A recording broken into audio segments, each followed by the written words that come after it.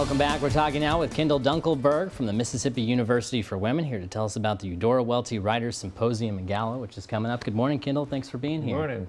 Great to be here. We're going to be next week, starting Thursday at 7:30 p.m. with our keynote author, Ralph Eubanks. Okay. And his book, A Place Like Mississippi, will have 11 other writers throughout the weekend. Very cool. What is the idea behind the symposium? I know this isn't the first year that you guys have done it. What was sort of the idea to get it started? I believe it started as a celebration of one of our presidents, the first woman president, Clyde Arendt, and it's been going for 33 years. This is our 33rd annual Eudora Welty Writers Symposium.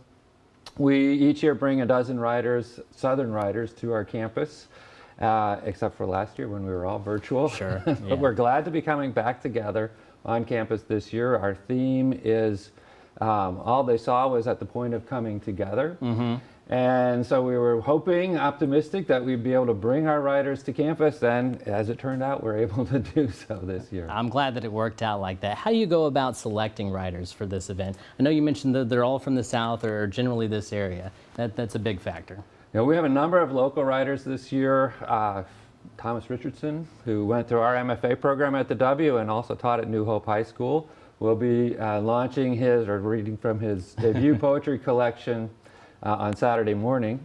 Becky Hagenston from Mississippi State University will be reading from her collection of short stories, The Age of Discovery. And Lee Durkee from Oxford, Mississippi will read his second novel, not the whole thing, but some of his second novel, The Last Taxi Driver.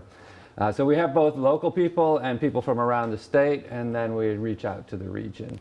It's a matter of keeping track of who's come to the symposium, who are their friends, Right. Trying to get suggestions from our faculty, from other writers, and find out who are the Southern writers with new books this year. A lot of networking, I imagine, in there. Yeah. For sure.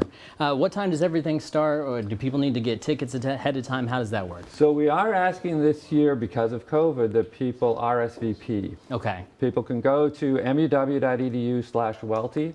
There's a link to our RSVP form, and you just fill out a couple of brief information about how many in your party and that kind of thing, so we can tell, are we going to fill up Whitfield Hall's Rent Auditorium? It seats 1,000, but we're going to try to put about 200 or so in there, so we'll be kind of watching that. Mm-hmm. But there's no cost to come to the symposium. Okay. You can come down, and if you don't RSVP, we'll see if we have room for you. You'll try your best. We'll try to let you in. I think we'll probably have room for everyone. So they can come, but it's great if they can RSVP. We do ask people to be masked during the symposium. Sure. We are going to have some refreshments, and we're hoping the weather's going to be nice so we can be outdoors for some of that part of it during our breaks. Yeah. But we start 7:30 p.m. on October 21st Okay. for the keynote, 9 o'clock on Friday morning, 1:30 in the afternoon for our afternoon session, which has the ephemera prize with 5 high school prize winners, and 9:30 on Saturday morning.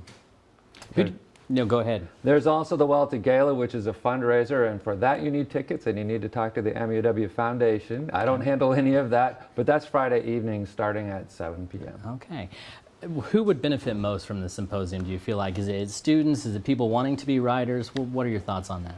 Really, it's for readers. Okay. So you don't have to want to be a writer, but it's great if you do.